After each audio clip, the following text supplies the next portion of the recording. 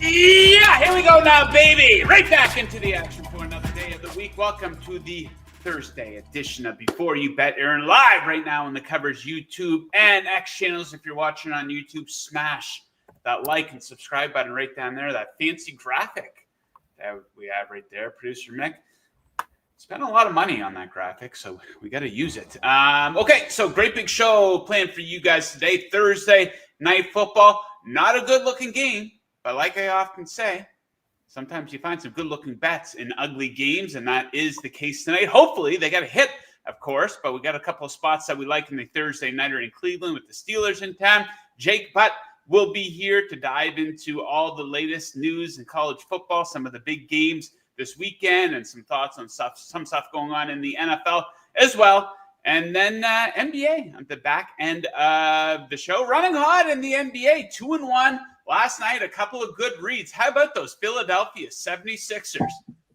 More on them in the third segment of the show with John Metler. Up almost 10 units on the season in the NBA, an ROI of 18%. That's going to be difficult to maintain, but I will try. If you guys want to participate in the show, very easy to do so. Hit up that live chat on YouTube, on X. What do you like? What are you betting on in Thursday night football game? Let us know why. Give us a little breakdown. We'll read a few off throughout the course of the show. Our guy P. Bostana in there, he says, Mr. Monday. Mr. Monday night, baby. You're goddamn right. I hope Mr. Oz stays hot today and sub him Mr. Thursday on these single slate games. Hey, I got 6 picks tonight. I doubt I'm going to do a sweep. If I do, hey, you can call me Mr. Thursday night as well. And he likes Pickens over on his receiving props. Yeah, that might be worth looking into. Pretty solid chemistry with Russell Wilson so far this season. Yeah, let's get into it. No more small talk. Let's go to our guy, the man with the sexiest smile in all of sports betting. Jingles, how are you? Joe, good. We are very good. Thursday, time to bring on week 12. We could be like the old people, be like, where did week 11 and 10 go? Right? You ever get in those awkward situations? I don't know. When you go pick up your kids at school, it's like you can only talk about the weather. That's basically the only thing you're allowed to talk about. Well, time flies, and it's stupid. We all say it, and it's yeah, you're right. Maybe it is a stupid thing to bring up, but yeah, summer's here, the dog days of summer. We can't wait for football season. We can't wait. It gets here. Then it just flies right through. Thanksgiving next week. Christmas will be here before you know it. Right after that, the playoffs get going. Then Super Bowl. Then it'll all be done and over with. We absolutely love it. So let's get into it here. We are kind of aligned quite a bit here on this game. You get us started. You have a pick on the spread. Oh, going on a spread. I think this is the third one that I've given out on this spot. I just think Pittsburgh, if they get up early, I just think it's just going to be lights out for Cleveland. We've seen the total drop from 42 to 36, and we haven't really seen this touch to the 3, which it usually does when the total comes down and fewer points are expected. But what I don't like, let's say, versus this Cleveland team, or what I don't like about this Cleveland team in general, they have 0 run game right now. And this is a game that is going to be heavily relied on in the run game. O-line injuries. Willis is out left tackle. They got 4 other O-linemen on the IR. Nick Chubb has been absolutely brutal since he's back. Last 4 weeks, 3.3 yards per carry. That ranks him like 75th in the league. He is not doing well. He only had 22 snaps last week. And Zach Jackson of The Athletic said, Kevin Stefanski said because of that, it was a quick turnaround. So they didn't give him many carries because they knew they were going to play this Thursday. So it looks like even Chubb could be on a snap count just because of the health that he's in. So the path for Cleveland to lose is going through the arm of Jameis Winston in bad conditions. And I don't think they're terrible conditions. This isn't me saying, oh, no one will be able to pass. As Tim Powell from Cleveland says, the wind isn't going to be that crazy. It's going to be snow, rain through the course of the game. But this is a Mike Tomlin game, right? You put it out there, 8-1 straight up. 8-1 straight up versus a division in their last 9 games. And that's saying something for a 500 football team over that stretch. I don't think Jameis Winston is a great outdoor quarterback. Spent all his career in Tampa Bay and indoors in New Orleans. This is going to be a tough match. And with no running game, this is not what I like. And let's be honest, this Cleveland defense is basically waving the white flag. 35 points last week to the Saints. Yeah. To the Saints. who sat Yeah. your number one receiver in Tipton. MVS had like 100 yards. Taysom Hill had 3 touchdowns and 200 yards. This defense is done, and I don't think a short week's going to help them. Yeah, everything on paper says Steelers. Sometimes you get some silliness on a Thursday night, but Alec Ellis Pierce as Chubb over 51.5 rush yards. You like? Not really. Not a bet that I would like. I'm not betting the under on that either, but short week, nothing to really play for. Doesn't exactly scream, let's feed Chubb the ball here early and often in all 4 games, Joe. Indoors versus New Orleans last week, 11 carries, 50 rushing yards. And like I said, he only played 20 snaps, so he might be on a pitch count. Yeah, if you want something for the Browns, I might go Ford over, I think it was 14.5 rushing yards. I mean, he was on the field quite a bit there last week, but I don't know if I'll pull the trigger on that. What I will pull the trigger on, though, a very ugly bet here. Ugly bet alert. We're going to take the Browns team total under 16.5. You might think you're crazy. Well, not really. Just look at the recent patterns here. So Cleveland is 9-1 to the under on their team totals this season. They've scored 16 points or less in 7 of their last 8 games. This includes going up against defenses including the Raiders, Giants, Saints, and Bengals, who've all held them to under 16.5 points. Not exactly great defenses there. Pittsburgh's defense, yes, they're really good. They've held 6 opponents to 16 points or less this season. Quality offenses, too. The Ravens last week, they're pretty good. I think that's fair to say. Chargers, Broncos, Falcons as well. And 2 of my favorite sets to look at, third down and the red zone. So Cleveland is awful on third down. They're the worst in the NFL on third down. They're 23rd in the red zone offensively. Pittsburgh's defense, top 9 in both of those categories. So I'll take the Browns to go under that team total of 16.5. And Najee Harris, I put out on Twitter or X, whatever you want to call it this morning. Hey, what are you guys betting on? A lot of people like Harris tonight. So do you. So do I. You give us your prop first. I'm going carries. 17.5, the over, -118. Blitz released it yesterday. Hasn't really moved much off the 17. Projects for 21. Market's really moving to that 18.5, and I still think it's a play at 18.5 at plus money or better. 21 touches in 4 straight and 18 plus carries in each. And now we're getting this running weather game, divisional matchup, and you're telling me that there's going to be a dip in his carries? I don't really buy that. I think what we've seen from this backfield, right? We've seen even with Jaylen Warren's fumble, he's still getting his carries. I think what we've seen in this backfield over the last 3 weeks is what to expect. It's pretty solidified in what everyone's role is and the volume that they're getting in this offense. Cleveland, worst yards per carry allowed in the last 3 at 6, Joe. At 6. Taysom Hill ran all over them.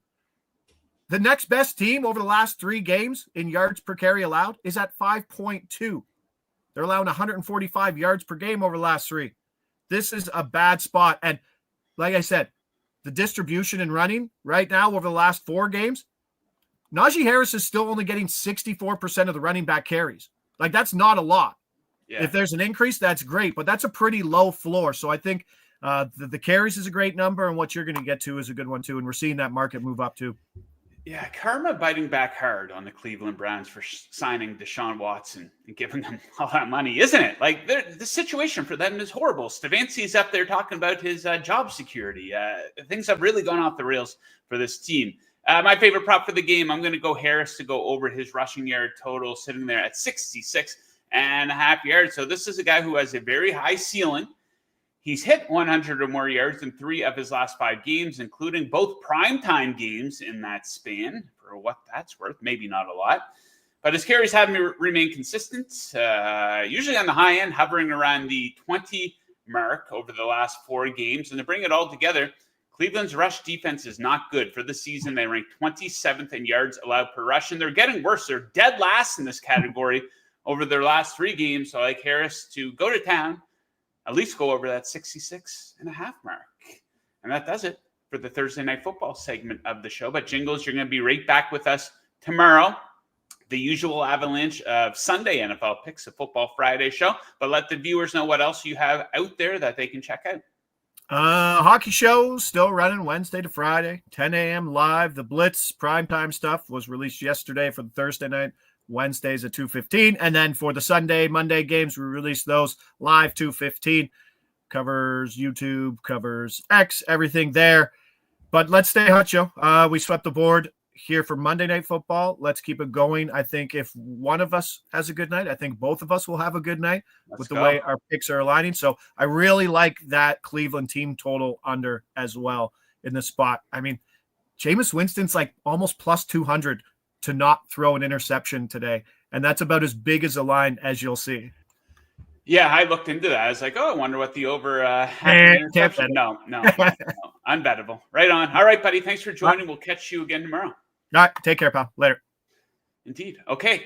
Earlier this morning, we spoke to Jake Butt about everything that's going on in college football and some of the hot stories in the NFL. Let's throw to that interview. Right, it is time for our weekly conversation with former Michigan Wolverine and Denver Bronco current analyst for the Big Ten Network, our guy Jake Butt. Jake, how we making out today? Joe, you know how I'm doing, baby. I'm doing great. I'm just fired up. I love the changing of the seasons because you literally feel it in the ear when it becomes championship season. So it's been a fun year, man. I expect more chaos down the stretch. Flying high. Ugly looking Thursday night football game tonight. We're going to touch on that later in the segment, but let's start here with college and the hot topic, of course, this time of year in college. It's the rankings, a lot of excitement, a lot more things to debate with the expanded playoff here. So any complaints with the latest college football rankings here? Oregon, Ohio State, Texas, Penn State, top 4. Some people complaining about Bama leapfrogging Miami. Yep. What are your thoughts here? Yeah, that's that. A lot of that is I share the same sentiment. Even down in the bottom of the rankings, teams like Missouri, for example, how the hell are they ranked? Illinois, how the hell are they ranked? It's clear. I question the process of the committee, and I'll continue to question that until they're more public about how they go about their rankings. The big conversation that we'll continue to have is the SEC. Kirby Smart turned into a politician, and I get it, basically saying it's different down here. And there's two camps here. There's one camp that says, listen, the SEC, you guys are overrated. You're not as good as you think you are.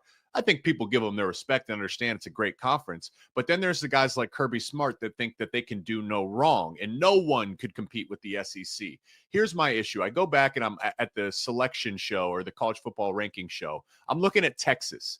And they have key wins for Texas as, I believe it was Arkansas, okay? Arkansas lost to Oklahoma State, who's 0-7 in the Big 12. Another key win for Texas is Vanderbilt. Vanderbilt lost to Georgia State, who's 0-6 in the Sun Belt. My big problem here is, and let's even take an example for Georgia. You got smoked by Ole Miss. You beat a very bad Kentucky team by 1 point. If you're going to, we could talk about Indiana's schedule, but the thing is, Indiana's dominated every team. They don't have a single example on their schedule of like a Kentucky to Georgia. So the way the Kirby Smart and the SEC pundits speak, Joe, it's as if, why play the game? Because they'll be favored by Vegas. In the hypothetical matchup, Georgia's going to win. But then you look at the history of this season, Georgia's been vulnerable a number of times and easily could have been beat by an average team in Kentucky. So I hope the committee does the right thing and keeps teams like Indiana in the hunt. Okay, Jake, you know I love a good mock draft. You know I love NFL draft coverage, even though we're months out from the 2025 draft here. So Shedeur Sanders is the favorite to go number 1 overall. Hot on his heels, though, is his teammate, Travis Hunter, has the second best odds to go number 1 overall in the NFL draft. It looks like he has the Heisman locked up as well, minus 350. Kind of on the small end for a number 1 receiver at the NFL level. Who do you think is a good comp for him as a wide receiver in the NFL right now? He reminds me of a Devontae Smith, coming out of Alabama, and Devontae actually won the Heisman as well. So that's interesting. And now plays for the Eagles. Just because of it starts with the size, long, wiry, twitchy, and explosive. Like Travis Hunter can just eat up grass and turf as he's moving down the field. He's an unbelievable athlete. And the big knock for Travis Hunter is the size. As you mentioned there, he's a bit undersized. That was the same thing they told us about Devontae Smith coming out. But when you have a high football IQ and when you have a high competitive drive, you're going to be able to make up for that. Devontae Smith, sure, he's small. No one can touch him in the NFL because he's so quick and understands coverages and leverage. That's the same thing for Travis Hunter. Now, the question is which side will he play? Wide receiver, corner. I honestly think if you ask every team in the NFL, they'd be split on where they want him. I don't think because of his size, he's not going to be able to do what he's doing right now in the NFL. But I do think there's likely a chance for him to get snaps both ways regardless. Yeah, it would be cool to see. I don't remember the last guy to do it. I remember Dion used to get some snaps at wide receiver when he was with the Cowboys, and that was really cool to see. But it seems like it's been a while. We need an NFL version of Shohei Ohtani here. So I doubt we, but it would be cool to see. Okay, let's get into a couple of the big games here. It doesn't get much bigger this week. Indiana taking on Ohio State, who's favored by 13 points, total of 51.5. So you touched on it. We all know the criticism for Indiana. They haven't really played anyone. I don't always think that criticism is fair. All you could do is play the schedule that's in front of you, right? And as you pointed out, they played that schedule pretty good. So do you think they can earn some respect here and give Ohio State a game? Yeah, I mean, just to point it out with the schedule, like Texas beat Michigan. That was a ranked win for Texas. The only thing Indiana played Michigan as well. It's just they played them at the wrong time. Otherwise, that would be a ranked win, right? They played the two teams that were in the national championship last year, and they've dominated. There's a few things to look at, and I believe this line has come down, Joe. I believe it was like 14 and a half, and it's come down now to 13, like you mentioned. Part of the reason why is injuries. So Ohio State, we could talk about their depth. I'll put it like this. If Ohio State plays a perfect game, if Indiana plays a perfect game, Ohio State would win. Okay. They're just too much. They're different.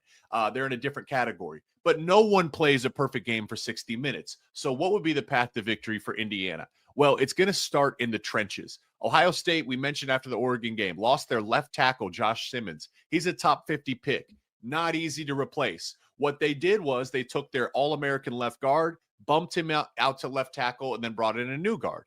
Well, this week, tragically, I think he was the best center in college football and likely was going to be the first center drafted in next year's NFL draft. Seth McLaughlin, he tore his Achilles. So they lost their two best offensive linemen, one of them this week, in the most important time of the season. The offensive line is a major concern to me. Indiana is number one in the Big Ten in sacks and TFLs. They have got to win in the trenches, stop Ohio State's run game. That will give them that's going to give them the best chance. On the flip side, Joe, Indiana, Curtis Rourke, he could end up in New York. All right. He's a guy that potentially could be a Heisman type candidate. Ohio State, and they got great wide receivers. Ohio State has elite secondary play, but listen to this stat for me. Okay. Their cornerback one is Denzel Burke. Okay. He's a guy I've covered, All-American type talent.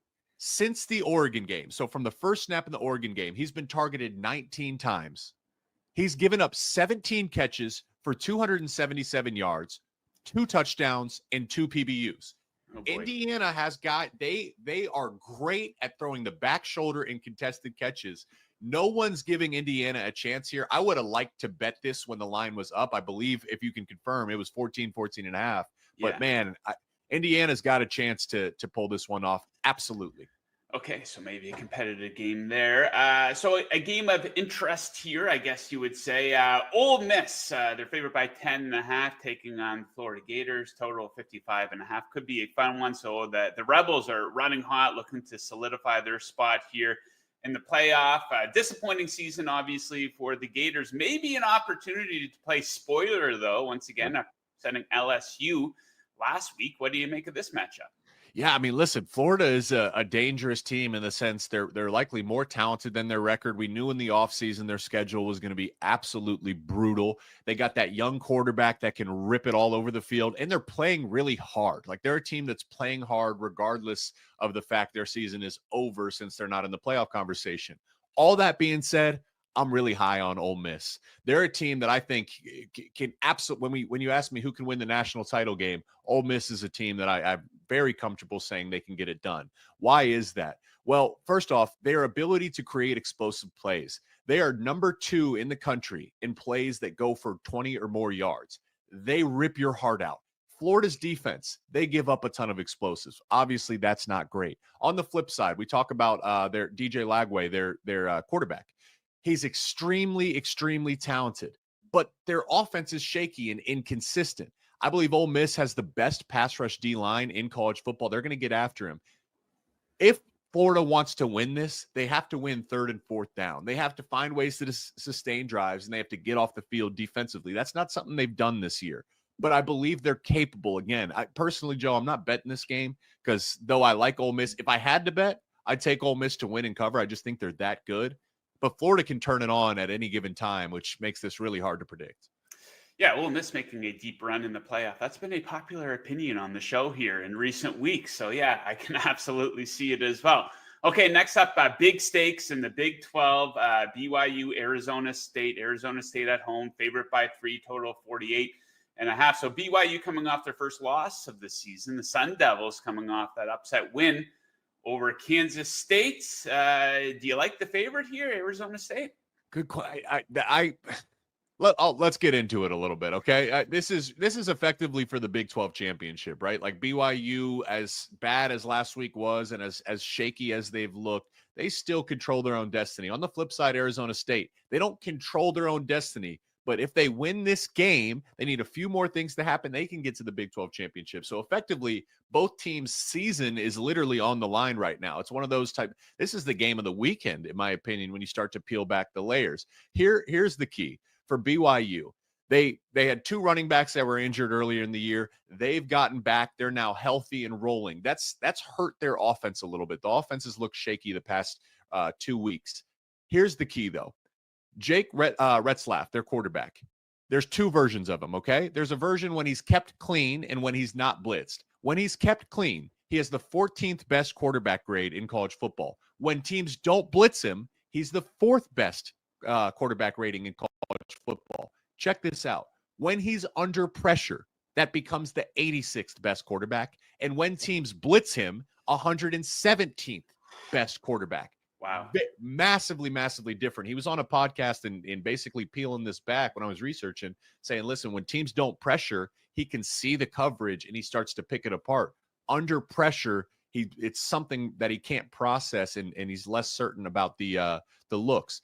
Can Arizona State get pressure? Right now, they have the 2nd worst pass rush grade in college football. So right now, here's Arizona State. Here's BYU. What I've learned now calling games, studying teams and calling games every weekend. What has happened last week is not guaranteed to happen again this week, okay?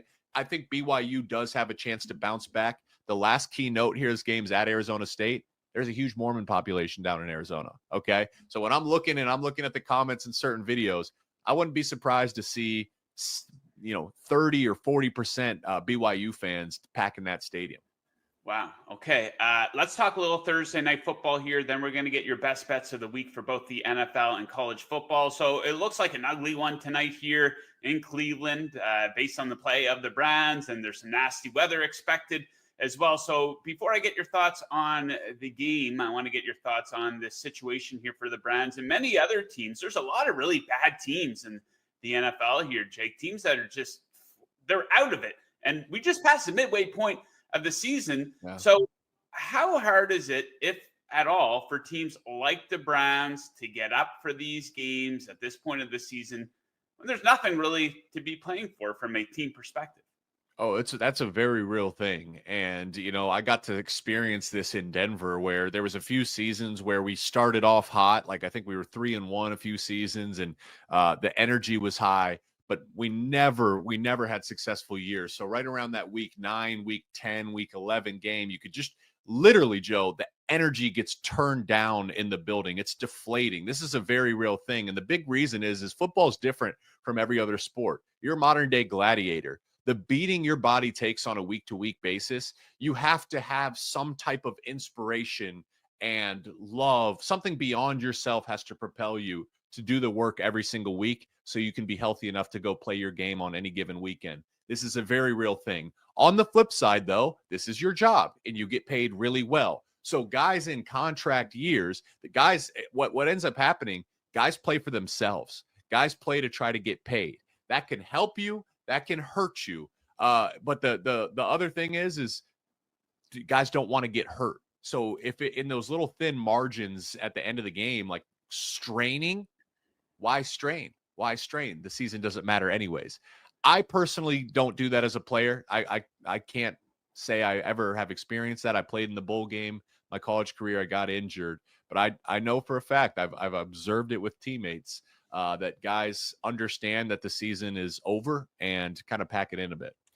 Yeah, it's tricky and it absolutely can be hard to pinpoint. Like a lot of casual bettors out there, their handicap for a game is, oh, they're out of it. They got nothing to play for.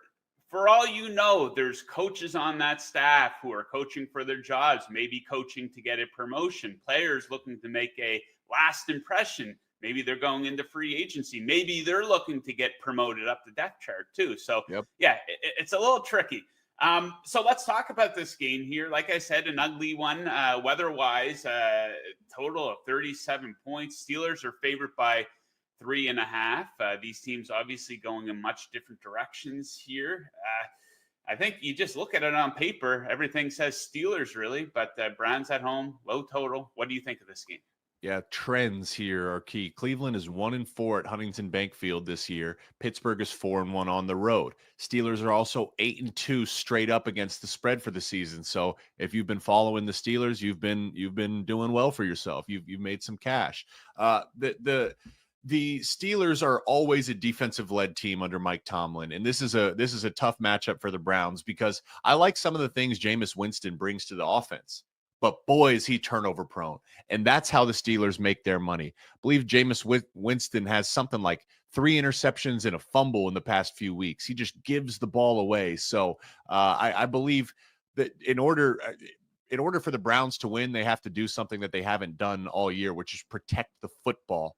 The Steelers like to take it away. And I honestly think they've been able to unlock a little bit of that vintage Russell Wilson.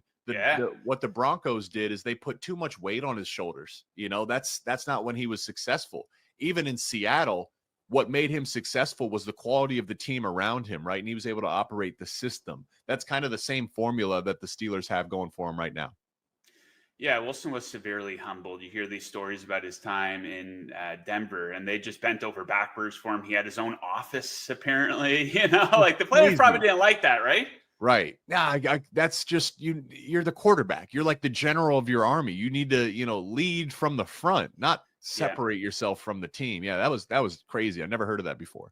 Yeah, it's nice to see him bounce back here a little bit though with the Steelers. So like I said, everything on paper kind of says Steelers. Who knows though? Sometimes funny things happen on Thursday nights. So we'll see how that one shakes out. Okay, best bet time. You went 2-1. Last week, you have 2 for us, 1 for college, 1 for the NFL. Let's go back to college. You like a couple of big underdogs here. You're going to go with Minnesota. They are a plus 11.5 point dog taking on Penn State. Why do you like Minnesota? Well, one, they're home, and that's a big advantage. The other thing is Minnesota is a team that really got hot in the middle of the season and have shown some really nice things. They got a new defensive coordinator this offseason. Last year was really shaky. They win by playing great defense first, and they're a structurally sound defense as well. Penn State has a guy in Drew Aller who we've been waiting for years to say, hey, he's a first-round pick. I don't see it. I see why you can come to that conclusion. I don't see it on film. It's going to be hard to move the ball and score against this Minnesota defense. On the flip side, they got their own quarterback. This guy, Max Brosmer, comes in from the FCS. So here's the dynamic, David versus Goliath. Drew Aller's a 5-star, all the lights and flashing lights, whatever. Here's Max Brosmer, an FCS guy. I like the quarterback from Minnesota more than I do for Penn State. I really think I'd have Penn State on upset alert here. But 11.5 points, that's over that special number, touchdown and a field goal. That's a lot of points for how much I like Minnesota. Okay, speaking of that special number, you're going to be the second one on the show this week to give out this pick. Your best bet for the NFL. You like the Cowboys plus 10.5 in Washington against the Commanders.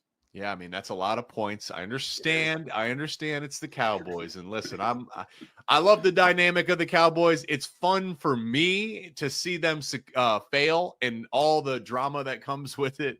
It's absolutely hilarious. They are in trouble going forward. But in this game, I think this is an opportunity to maybe, find something, just some type of success. Maybe not even necessarily a win, but they got to find something to cling on to from a positivity standpoint.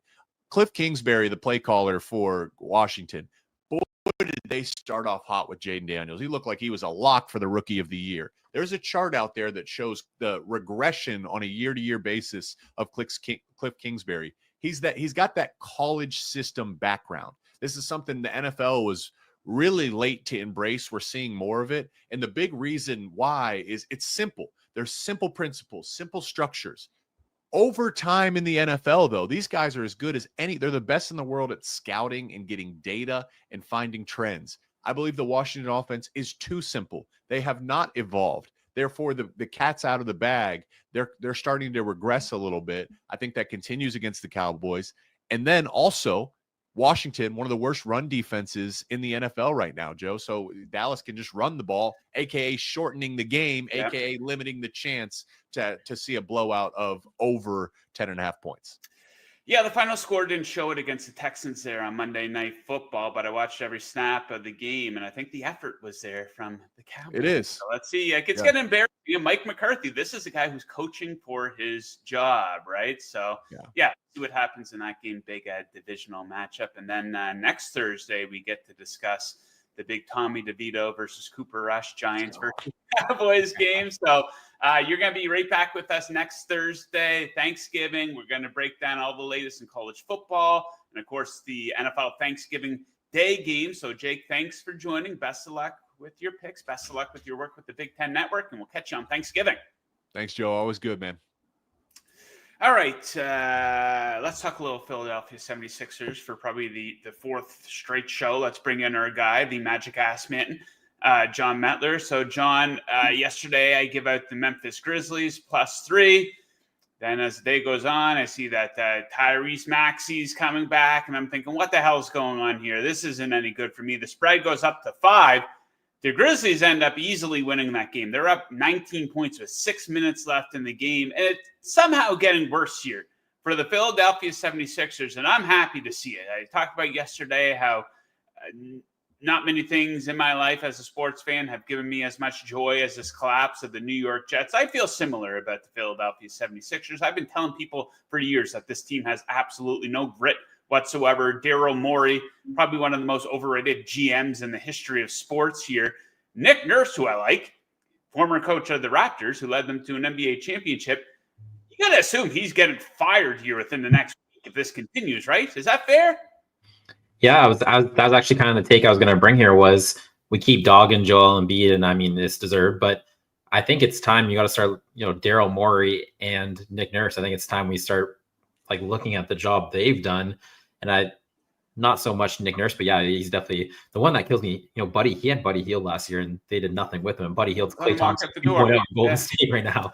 But Daryl Morey's really, I think they fumbled the bag really bad here. You lose James Harden, you that contract negotiations, they were, was it 2 years ago, 3 years ago? They were up 3-2 on the Celtics, right? Eastern Conference semifinals at home, I believe. They at least had one home game, game 6, game 7, whatever it was.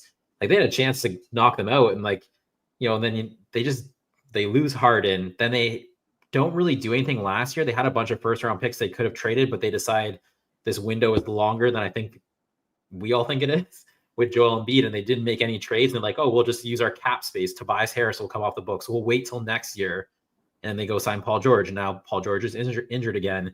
It seems like they're making all the wrong moves. And you can go back even further with Jimmy Butler, letting him walk, or sending him to Miami. It's just, I think Daryl Morey's got to take some heat here.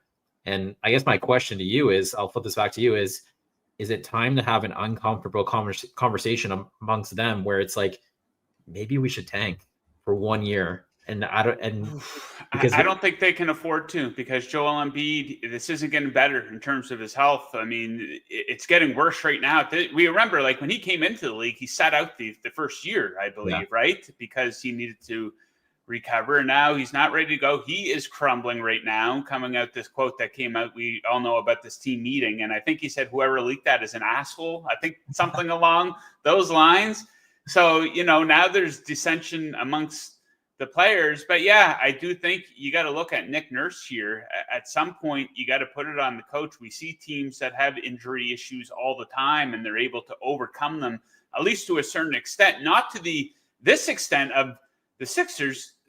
They're the worst team in the NBA right now. If you look at, they're at least one of them and the Wizards probably.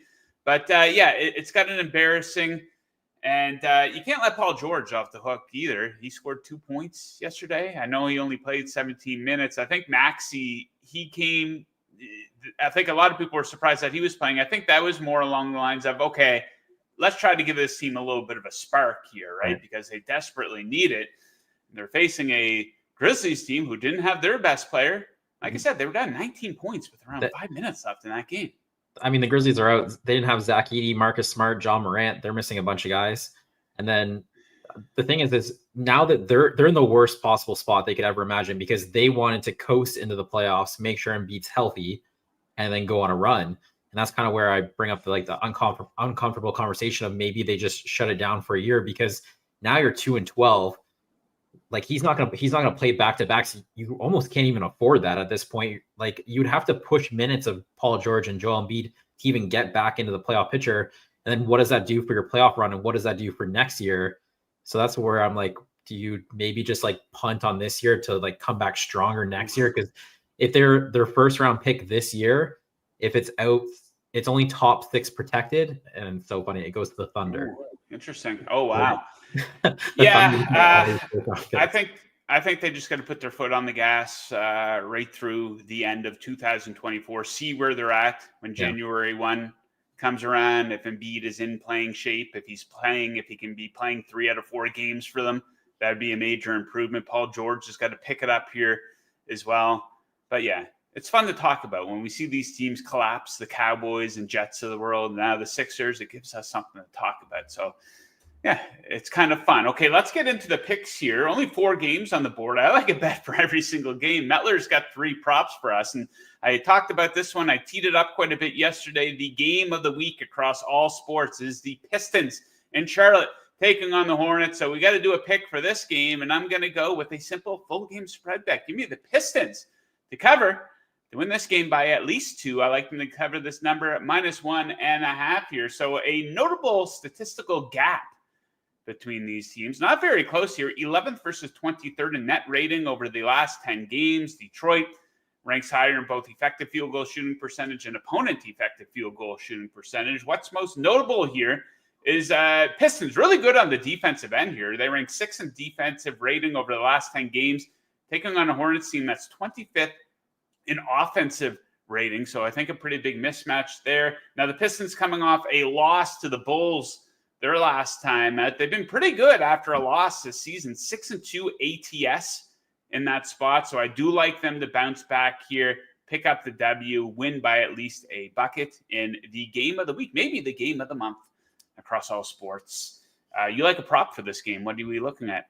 Yeah, we're joking, but you have a spread bet. I have a prop bet, and we had 2 releases from the prop pick show in this game. So fire up your league fast. We're going Jalen Duren, 3+ assists. This is an alt. And I went after the alt because the alt was almost triple the expected value that the normal line was here. So it's 3+ assists plus 165. So we've brought this up so many times on the show. The Hornets, really small. Grant Williams starting at the center. Jalen Duren, unfortunately, was not the beneficiary. They just played like 2 weeks ago. He had to leave this game with an injury. I think he played like 8 minutes. Isaiah Stewart comes in. Isaiah Stewart dropped 6 dimes against the Hornets. And you can see, the actions they were running, those are ones that Jalen Duren would also run. So I think it's kind of one of those props that it's kind of hiding on you. You just didn't, if he played 30 minutes 2 weeks ago, no chance we're getting this price here. Grant Williams is obviously really small. He's going to play, drop coverage. He drops back quite a bit. Jalen Duren, they love to set screens with him, a lot of dribble handoff. And with Grant Williams so far back, you have your catch and shoot shooters, Tim Hardaway Jr., Malik Beasley. But I think what I really, really like about this one is all the dribble handoffs that they do run. When he flips it to Cade Cunningham or to Jaden Ivey, and Jaden Ivey's going off a screen downhill against Grant Williams, he's a lot faster than Grant Williams. And then Cade Cunningham's just even bigger than Grant Williams. It's not like you're running into Anthony Davis, Rudy Gobert on this dribble handoff action. So I just think those potential assists could convert. And it's just how they also use Duren in this offense. I really do like this prop. It doesn't seem like, you're like, oh, Jalen Duren assist, but I think it really sets up nicely in this matchup. All right, next up, we go to Toronto, where we have 3 total picks for this game. I have a bet on the total, the T-Wolves in 10, and I'm going to go over 225.5 here. So check out the home away over under records for these teams. They're combined 11-3 to the over. So when the T-Wolves go on the road, a lot of overs. When the Raptors are hosting, a lot of overs here. So the T-Wolves are on an 8-3 over run. A lot of those games crossing the 230-point mark. Toronto has gone over in 11 of the last 12 home games going back to last season. Check out their home games this season. Very high scoring, average combined score of 239.1 in Raptors home games here this season. And this is something I pointed out earlier in the season. When the T-Wolves go on the road, their defense falls off. They're allowing almost 10 more points per game on the road. The opponent's shooting percentage gets a nice bump as well in the spot. So we'll go over 225.5 in Toronto. And you are targeting my favorite player, one of my favorite players, for one of your props, Jakob Poeltl. What do we like for him? Let's go. Jakob Poeltl. I don't know if I ever say his name right. I always practice and it comes out wrong. I'm pretty sure. I would say Poeltl, like it has an R in the last name. But yeah, it's weird. I think it is Poeltl. I don't know. It never sounds right when I say it, but I know it is weird when you pronounce it. Anyways, we're going over 2.5 assists here, plus 115. So his last 3 games, he's been killing it. He's averaging 30 points per game over his last 3 games. And I think the market's obviously really focused on the point side of this, but he's not only just scoring, he's also creating offense, and it just hasn't shown up in the box score. And it's dropped his total from 3.5 here down to 2.5 plus money too. So that's a big move, especially when a total's already this low and it moves a full assist. That's like really impactful. It's different when it moves like 10.5 to 9.5. When it's already this low, that's huge. And he's, his last 3 games where he's been scoring these 30 plus points per game, he's averaging 6.7 potential assists. That's a lot for him. It just hasn't been converting. It's converting to 1.7 actual assists. It's actually very similar to the Jalen Duren bet, where they like to use Poeltl as like in the middle, around the nails, sets a lot of screens, a lot of dribble handoffs. And Rudy Gobert is very famous for his very deep drop. And I think that's going to play into the hands of a lot of these Raptors guys, because they do want to hit that mid-range jumper. They don't necessarily want to go all the way to the basket for like a Davion Mitchell, RJ Barrett go all the way to the basket.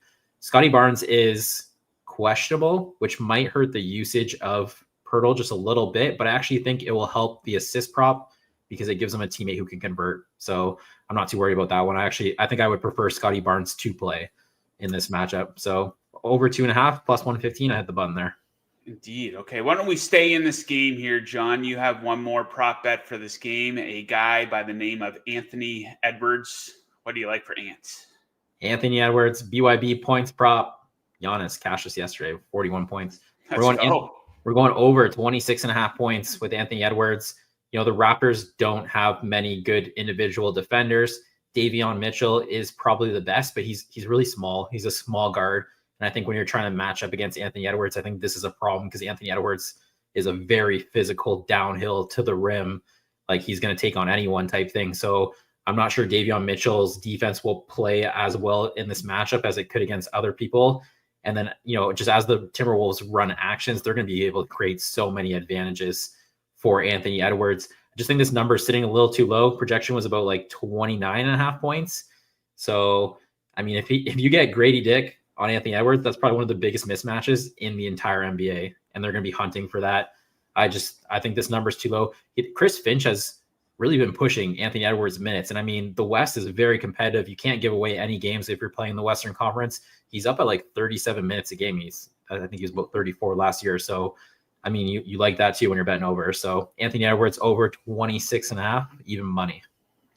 Okay, back to me for 2, and then it is time for lunch. Let's go to San Antonio, where the Spurs playing host to the Utah Jazz. I'm going to take the Spurs to go over their team total of 112.5. So a great matchup here for the Spurs, because they shoot a lot of threes, they make a lot of threes, and the Jazz cannot defend the threes. Spurs are third in 3-point attempts and makes over the last 10 games. Utah is 27th and opponent 3-point percentage in this span. Dirty defense from the Jazz as well. They rank 28th in opponent free throw attempt rate over the last 10 games. So expect a lot of freebies for San Antonio here tonight.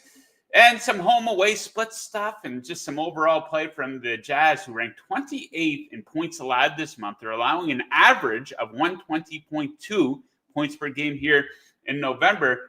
And check out the Spurs offense at home. They're averaging 114.6 points per game at home. That's almost 15 more points per game than they average on the road. 6th in the NBA in effective field goal shooting percentage on their home court as well. So I get it, Wemby out, but I still like the Spurs to have a decent offensive showing tonight on their home court. And next up, and I got to caution you guys, I faded the Orlando Magic twice this season. I am 0-2, but I'm going back. Hopefully the third time will be a charm. I'm going to take the Lakers to cover against the Magic. Lakers favorite by 4.5 points here. So a lot of home away split coverage on today's show, and that carries into this game. Orlando's play on the road falls off significantly. They are number 1 in net rating on their home court this season, 20th on the road, though. Go back to last season. They are 2-15 straight up in their last 17 road games. The Lakers, meanwhile, undefeated at home this season. They're averaging 122.1 points per game. And quite simply, I think this is going to be too big of an offensive gap for Orlando to overcome. Yes, I get it. Orlando does have the much better defense, but this is a matchup between the Lakers, who are 4th in offensive rating, and the Magic, who are 26 over the last 10 games. And also keep in mind, second game of a back-to-back here for the Magic, the third game in 4 nights for them as well. In this situation before, they've been in the second game of a back-to-back 3 times already this season. The last 2 times, they scored 94 points and 86 points in these games. So the game situation for LA is fantastic as well. They were off yesterday. They are off tomorrow. They've been at home here since Sunday. So I think the Lakers come out and win by at least 5 versus the Magic tonight. Can I add on to this as a resident Magic fan? Yes, let's go. I like the Lakers minus 4.5 for sure. I think it's a good spot. Their whole offense runs through Franz Wagner, and you'd be kind of concerned. He likes to get downhill, Euro step his way through lane. I mean, you're not, no one's pushing over LeBron James to get in the lane. And then you got the back. He's backed up by Anthony Davis, and that's kind of how their whole offense runs at this moment without Banchero. So I think they're going to struggle to score. Yeah, you don't want to back the Lakers when they're a big favorite, especially, when things are going well for them. They sometimes will play down to the competition, but I do think this is a fair number. And I took a nice hard look when they hosted the Utah Jazz the other night. I think it was a 10.5 point spread. I was taking a hard look at the Jazz because, the Lakers, things are going well. They don't often put their foot on the gas. They won the game, but they did not cover the number. But 4.5, like I said, I think it's a fair number against the Magic. Okay, recapping the picks here. Browns team total under 16.5, and Najee Harris over 66.5 rush yards for me for Thursday Night Football. Jingles went with Harris over 17.5 carries, and he likes the Steelers minus 3.5, a rich spread bet from Jingles. In the NBA, 4 games, I like a bet for every game. Pistons in the game of the month, minus 1.5 against the Hornets. T-Wolves, Raptors over 225.5. Spurs team total over 112.5. And Lakers minus 4.5. And Metler went with Duran over 3+ assists, plus 165 on that one. Pirtle, I think that's how you say it. I probably botched it before. Over 2.5 assists and plus money on that one as well. Then Anthony Edwards to fill it up. I hope he does over 26.5 because I have the over in that game. Okay, so that does it for the Thursday edition of the show. We're going to be right back with you guys tomorrow. It is the Mega Football Friday edition of the show. Brad Powers will be here. Jingles will be here to discuss our favorite NFL plays for Sunday. And John Metler will be here, hopefully celebrating another winning night in the NBA. We're having a good season here, so it pays to watch before you bet. So thank you to all of my guests for joining. Thank you to producer Mick. Did a great job putting the show together for us today. Thank you to BetMGM. Make sure you check them out for all your sports betting needs. And thank you to all of our great viewers for tuning in. Best of luck with your bets tonight. And we will catch you guys again tomorrow. Let's go Pistons! Woo!